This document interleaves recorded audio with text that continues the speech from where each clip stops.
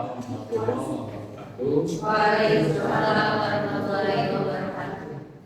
Selamat siang teman-teman mahasiswa dan mahasiswi. Bagaimana kabarnya hari ini? Siang hari ini? Baik ya semuanya. Terima kasih telah dapat bergabung untuk mengikuti mata kuliah ilmu perundangan bersama saya dosen aku, yaitu Yuda Ginanjar SIH. Pada kesempatan hari ini, sebelum kita memulai kegiatan perkuliahan, sekiranya kita berdoa terlebih dahulu agar apa yang sudah ditujukan ataupun bermanfaat bagi kehidupan kita semua. Berdoa dimulai.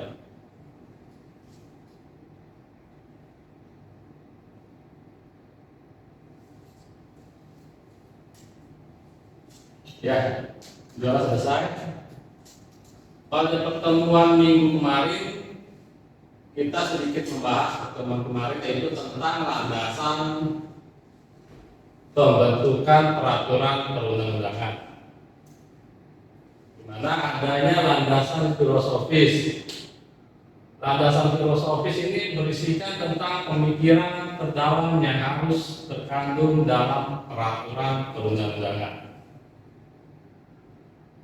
Selanjutnya, pandangan hidup yang mengarahkan pembuatan peraturan perundang-undangan, yaitu nilai-nilai proklamasi dan Pancasila. Ini jelas sekali ya, nilai-nilai proklamasi adalah para pendiri pelopor kemerdekaan yang sudah berjuang sehingga menyusun teks-teks proklamasi yang nantinya ini akan menjadi nilai-nilai untuk pembentukan atau pembuatan suatu peraturan perundang-undangan. Dan juga nilai-nilai Pancasila. Terdapat 5 sila yang merupakan bahan ataupun nilai-nilai tersebut bisa dijadikan atau mengarahkan ke pembuatan peraturan perundang-undangan. Selanjutnya, adanya landasan yuridis. Landasan yuridis ini menitik beratkan kepada ketentuan hukum yang diacu dalam peraturan perundang-undangan, yang dibedakan menjadi landasan yuridis formal, landasan yuridis material. Di mana landasan yuridis formal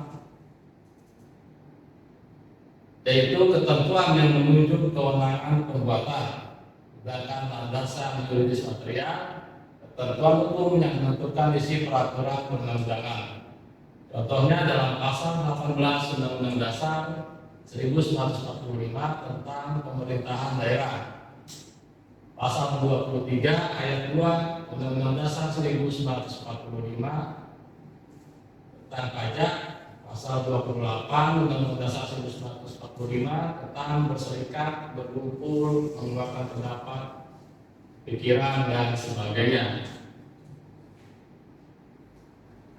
Ada juga landasan politis, di mana keputusan-keputusan politik yang berisi arahan-arahan atau kebijakan pembangunan, misalnya kebijakan demokratisasi, liberalisasi moneter, dan sebagainya. Landasan sosiologis yaitu berisikan tentang situasi dan kondisi masyarakat di mana peraturan perundang-undangan itu akan ditetapkan. Landasan ini berkaitan dengan efektivitas pelaksanaannya. Jadi landasan yang dipikirkan untuk pelaksanaan peraturan perundang-undangan setelah dibuat. Ada lagi landasan ekologis, yaitu pertimbangan keselamatan dan kelestarian lingkungan hidup dan ekosistemnya.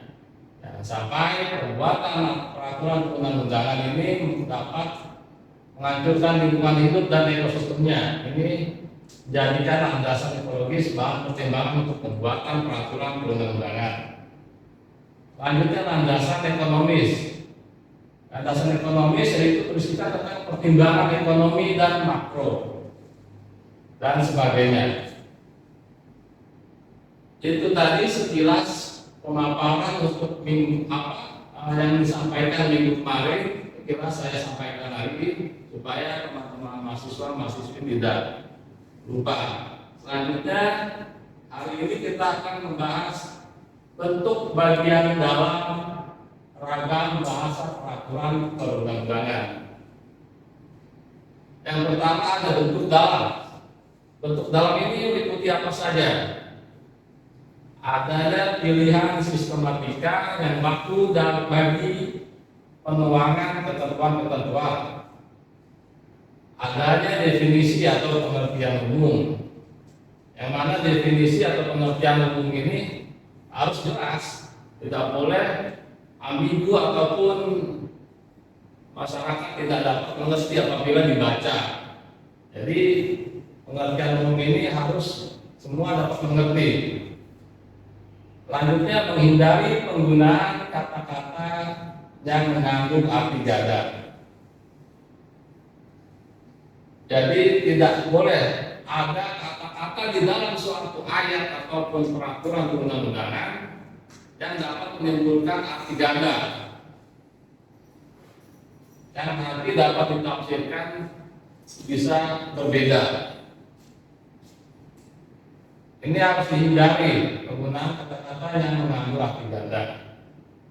Selanjutnya pilihan untuk memasukkan hal-hal yang erat berkaitan dengan satu bab, satu pasal, satu paragraf, dan satu bagian. Di mana ini harus saling keterkaitan antara satu bagian. Di mana ini harus saling keterkaitan antara bab ke pasal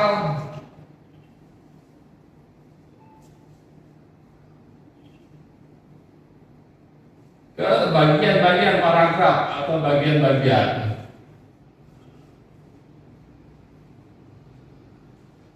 Ini semua harus berkesinambungan, harus berkaitan satu sama lainnya, tidak boleh saling berbeda. Selanjutnya ada ragam bahasa. Tadi kita sudah bahas bentuk dalam daripada bagian dalam peraturan pembuatan peraturan perundang-undangan.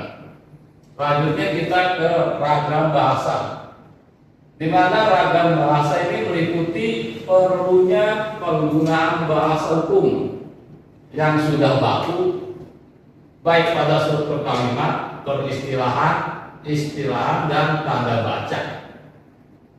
Sini harus menggunakan bahasa hukum. Tidak boleh bahasa gaul, ataupun bahasa sehari-hari, ataupun bahasa daerah. Nanti yang lainnya nggak ngerti kalau pakai bahasa daerah, ataupun bahasa yang digunakan sehari-hari. Karena ini pembuatan peraturan perundang-undangan harus memakai bahasa hukum yang baku tentunya ya. Ada dalam Kamus Besar Bahasa Indonesia KBBI.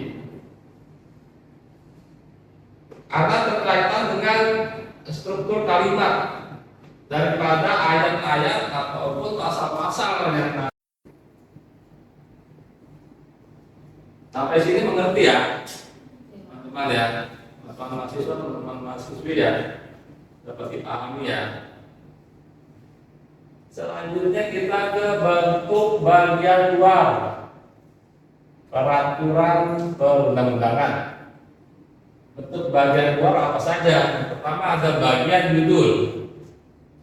Bagian judul ini berisi tentang jenis, nomor, tahun pengundangan atau penetapan dan nama peraturan perundang-undangan. Di mana judul harus jelas, berisikan tentang jenis, nomor, tahun pengundangannya atau penetapan dan nama peraturan perundang-undangan. Selanjutnya nama peraturan perundang-undangan dibuat secara singkat dan mencerminkan isinya. Jadi isinya ini singkat, jelas, padat, tidak bertele-tele, tidak menghias, tidak membawa kemana-mana bahasanya, sehingga mencerminkan isinya. Masyarakat ketika membaca sudah paham, oh ini isinya seperti ini. Contohnya peraturan daerah tentang peredaran miras ataupun kenakalan remaja. Dari judulnya kita sudah paham dan isinya pun mencerminkan judul tersebut. Judul ditulis seluruhnya dengan huruf kapital di tengah margin dan tanpa diakhiri tanda baca. Jadi judul ditulis di tengah dengan huruf kapital. Tidak boleh huruf kecil ataupun huruf lainnya. Selanjutnya pada bagian judul peraturan perundang-undangan, perubahan ditambah frase perubahan atas atau pencabutan atas apabila adanya perubahan dari undang-undang yang lama ke undang-undang yang baru yang akan diterbitkan atau dibuat. Selanjutnya kita kepada bagian pembukaan. Bagian pembukaan berisikan tentang yang pertama frase dengan rahmat Tuhan yang Maha Esa, ditulis dengan huruf kapital. Nah, ini mencerminkan nilai-nilai Pancasila. Sila pertama dengan rahmat Tuhan yang Maha Esa. Begitupun ada di dalam pembukaan peraturan perundang-undangan. Selanjutnya jabatan pembentuk peraturan perundang-undangan, yaitu menggunakan huruf kapital, konsideran, menimbang, berisi uraian mengenai pokok pikiran yang melatar belakangi pembuatan peraturan perundang-undangan. Apa saja yang melatar belakangi pembuatan peraturan perundang-undangan? Adanya filosofis, sosiologis, politis, dan lain-lain. Selanjutnya diawali kata bahwa dan diakhiri titik koma Anda baca. Selanjutnya dasar hukum mengingat titik-titik berisi dasar yuridis formal dan material. Pakai huruf 1, 2, 3 dan seterusnya. Diktum sebelum kata memutuskan dicantumkan frase dengan persetujuan Dewan Perwakilan Rakyat Indonesia dan Presiden Republik Indonesia. Setelah itu baru menetapkan nama undang-undang.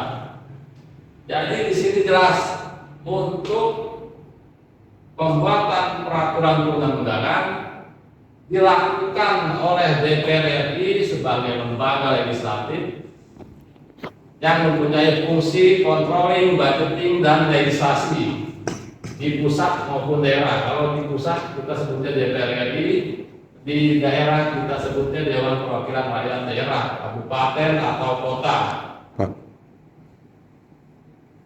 Dan Presiden Republik Indonesia, kalau di tingkat pusat, kalau di tingkat daerah, provinsi ada gubernur, di kota ada wali kota, di kabupaten ada bupati. Harus bersama-sama setuju. Tidak boleh tidak setuju. Kalau tidak setuju, presiden tidak bisa dapat diundangkan. Ditolak. Selanjutnya nama peraturannya. Nama peraturannya harus ditulis dengan huruf kapital. Selanjutnya kita masuk ke bagian batang tubuh, di mana batang tubuh ini sendiri berisi tentang semua substansi peraturan perundang-undangan yang dirumuskan dalam pasal-pasal. Secara umum terdiri dari ketentuan umum, materi pokok yang diatur, ketentuan pidana jika diperlukan, ketentuan peralihan jika diperlukan, dan ketentuan penutup. Pak, itu Pak. Ketentuan umum berisikan tentang batasan-batasan pengertian singkatan atau akronim. Ini. Sedangkan materi pokok yang diatur diletakkan setelah ketentuan umum. Ketentuan pidana memuat tentang rumusan yang menyatakan penjatuhan pidana atas pelanggaran terhadap ketentuan yang berisi norma atau perintah. Rumusan ketentuan pidana harus tegas, apakah bersifat kumulatif, alternatif, atau kumulatif alternatif. Ini pengaturan mana?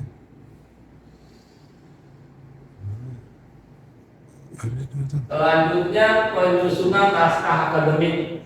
Sebelumnya naskah akademik atau uraian yang berisi penjelasan tentang perlunya peraturan, sebuah peraturan harus dibuat, tujuan kegunaan dan peraturan yang akan dibuat, materi-materi yang diatur peraturan tersebut, aspek-aspek teknis penyusunan. Bentuk naskah akademik tidak ada bentuk baku dari suatu naskah akademik, namun pada umumnya naskah akademik disusun secara sistematis dalam bab per bab.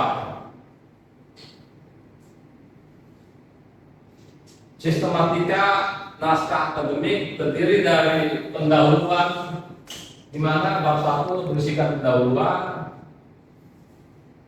yang di dalamnya berisikan uraian terperinci dasar pemikiran tentang pentingnya mengatur masalah, tentu dalam suatu undang-undang, peraturan pemerintah, PPP, Perpres atau peraturan presiden, Perda, peraturan daerah dan sebagainya.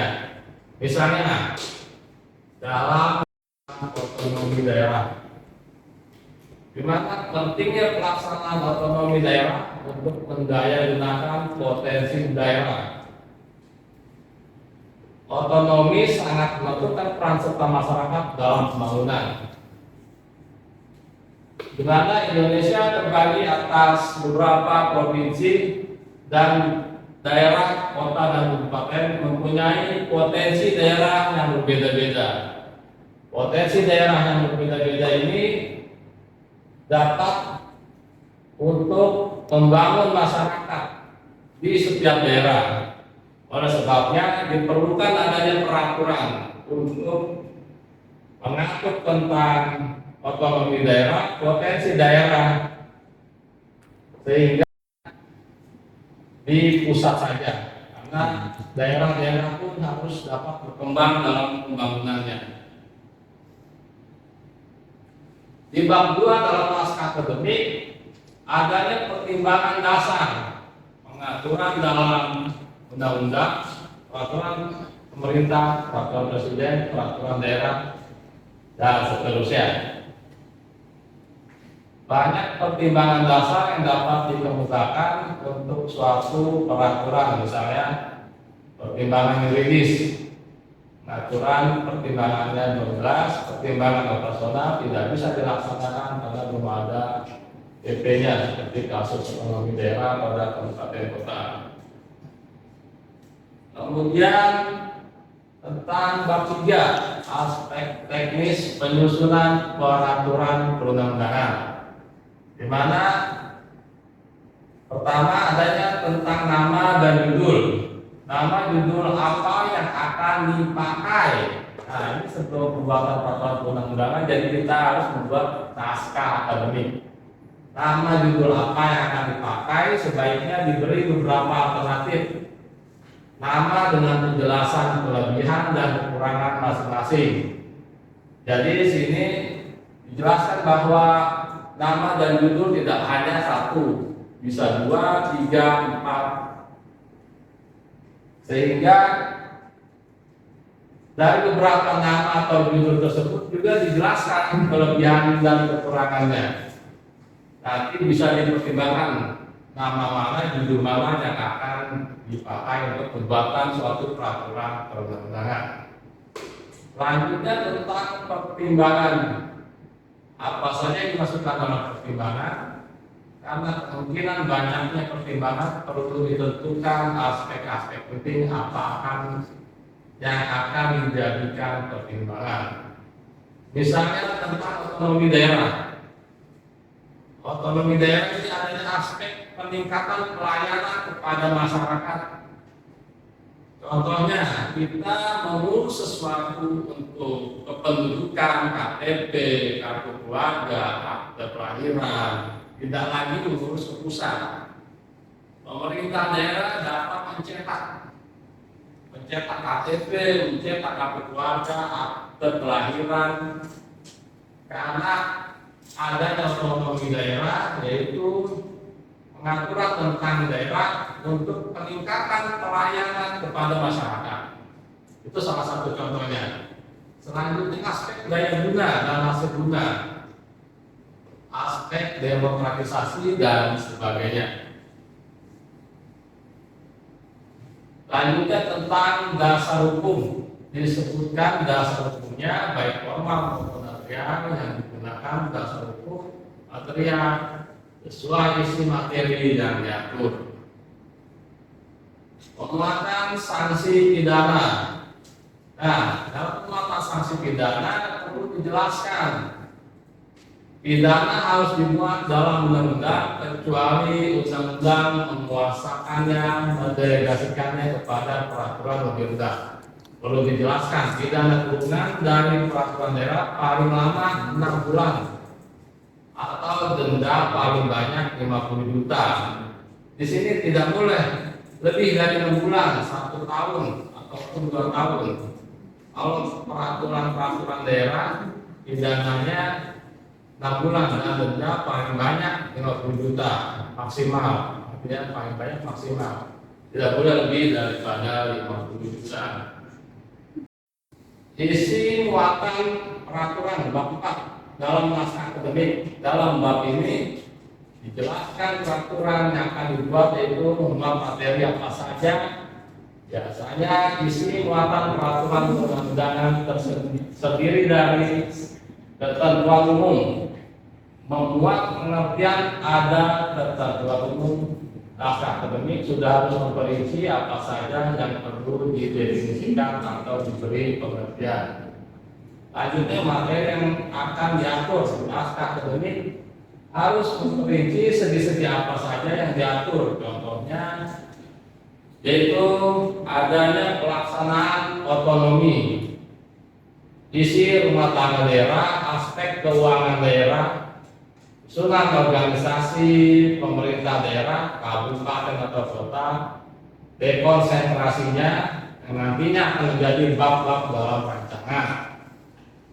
Ketentuan pidana, kalau peraturan yang akan dibuat memuat ketentuan pidana, maka pidananya harus diluruskan secara jelas.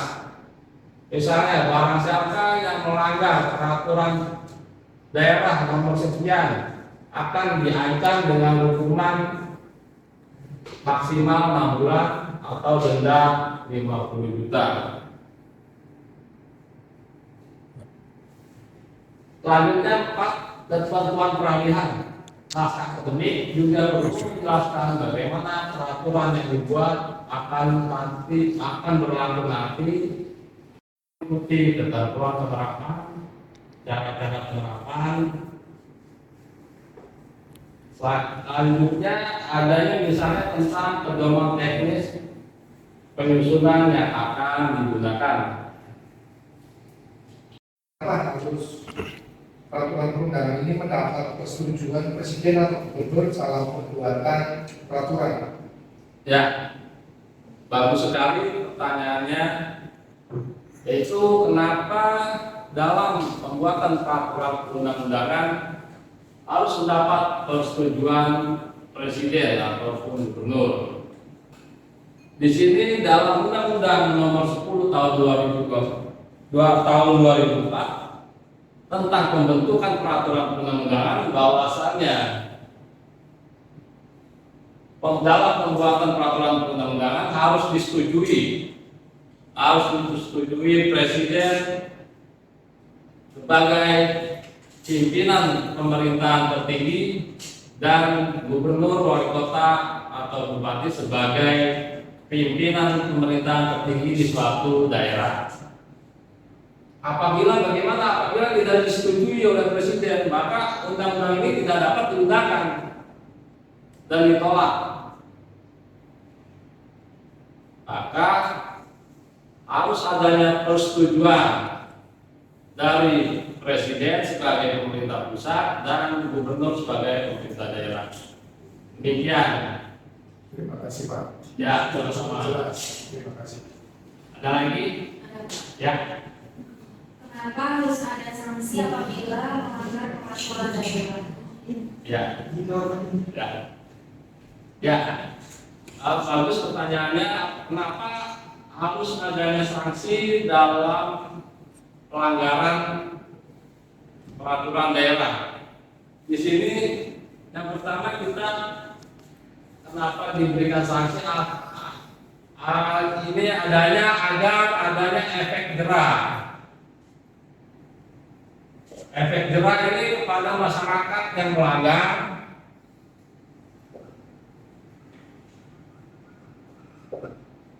peraturan daerah. Biasanya kalau ada sanksi ataupun denda, masyarakat akan mempunyai efek jerah dan tidak akan lagi untuk melanggar, sehingga mentaati daripada peraturan daerah yang sudah dibuat. Karena suatu peraturan mempunyai tujuan yaitu untuk ketertiban masyarakat itu sendiri. Bagaimana bisa tercapai tujuan daripada peraturan perundang-undangan untuk ketertiban masyarakat, sedangkan masyarakatnya tidak mengikuti atau mematuhi peraturan daerah tersebut, maka harus adanya sanksi, baik pidana kurungan tadi saya sudah sebutkan maksimal 6 bulan dan denda paling banyak 50 juta maksimal. Baik, ada lagi yang mau ditanyakan? Cukup ya, cukup jelas ya. Baik, untuk pertemuan selanjutnya nanti saya akan buatkan tugas bagaimana cara membuat daripada peraturan perundang-undangan maupun peraturan daerah yang akan dikumpulkan minggu depan. Nanti disiapkan tugas saya ya teman-teman ya, mahasiswa ya. Terima kasih Pak. Baik, terima kasih teman-teman mahasiswa-mahasiswi yang sudah dapat bergabung. Semoga ilmu yang saya berikan dapat bermanfaat khususnya bagi saya sendiri dan teman-teman mahasiswa-mahasiswi. Sampai hari ini, wabillahi taufiq wal hidayah. Wassalamualaikum warahmatullahi wabarakatuh. Selamat sore. Waalaikumsalam warahmatullahi wabarakatuh.